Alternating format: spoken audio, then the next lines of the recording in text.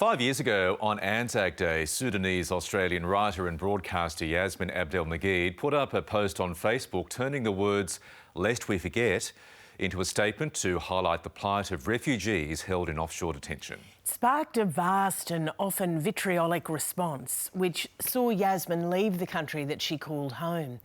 She calls on that experience in a new collection of essays called Talking About a Revolution. And she joins us now from London. Good morning to you, Yassmin.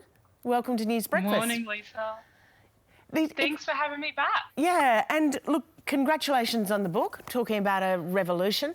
I was thinking about the last time you and I met, and it was actually in London when you'd just arrived from Australia and things were pretty raw for you then. Has the intervening years, helped you make more sense of what happened? Yeah, I can't believe it's been 5 years, right? 5 years is a long time. And in those 5 years, we've seen a lot happen, I mean, personally, but also around the world.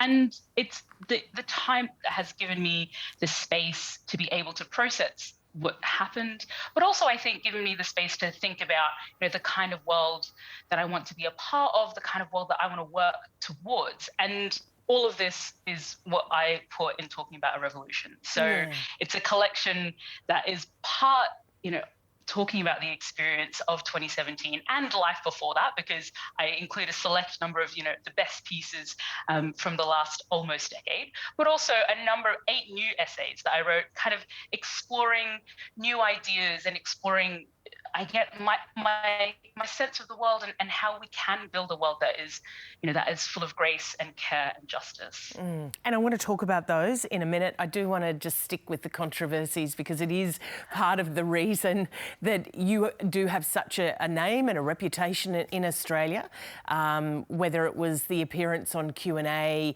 the walking out of the Brisbane Writers' Festival when Lionel Shriver spoke that day. That's what I want to try and get a sense of from you when you reflect on that in the book, and I have read your thoughts here. What do you think when you look back on that period? Lisa, I often think the drama finds me. I didn't go looking for the drama, but somehow I tended to attract it.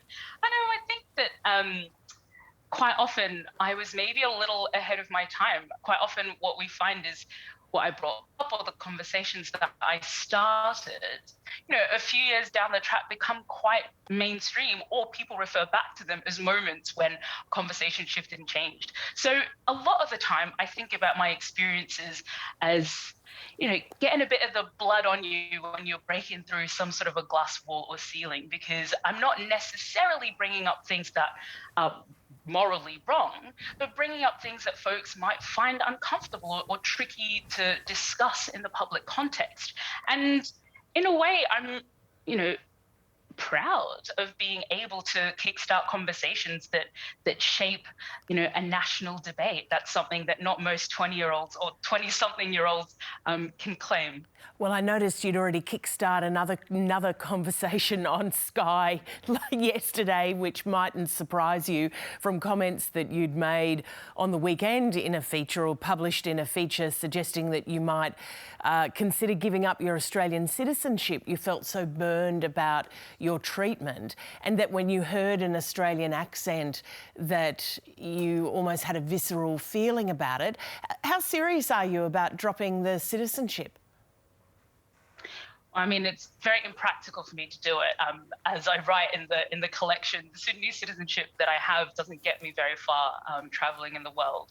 But I think for me, talking about my relationship with the Australian citizenship and talking about my relationship with the Australian state is all about getting people to think about what does it mean to have an Australian citizenship, and what does it mean that my citizenship is something that I have to hold onto if I want to have rights in the world, if I want to be able to travel freely. Why is it that my Sudanese citizenship doesn't get me very far? So, and what happens when you feel that a state doesn't treat you in the way that, as a human being you deserve? I guess I wanted to use my experiences to enter into these quite challenging conversations. And yes, people can get really sort of stuck onto the headline, but if we just take a moment to think about the questions that I'm asking, I think we can get into a much more interesting discussion about the kind of world we want to live in. Yeah, and that's where you dive into with the other essays, which are really fascinating, and I'd recommend people having a look at them. How's life treating you in London these days?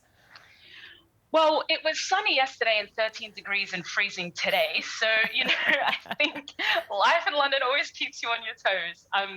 I've built a life here that I'm very happy with, alhamdulillah. And, I don't know what the next 5 years will look like, but I am grateful that I've been able to heal and also use my experiences to gain a sense of clarity and a sense of purpose, and to be able to produce work like talking about a revolution. So who knows what will happen next.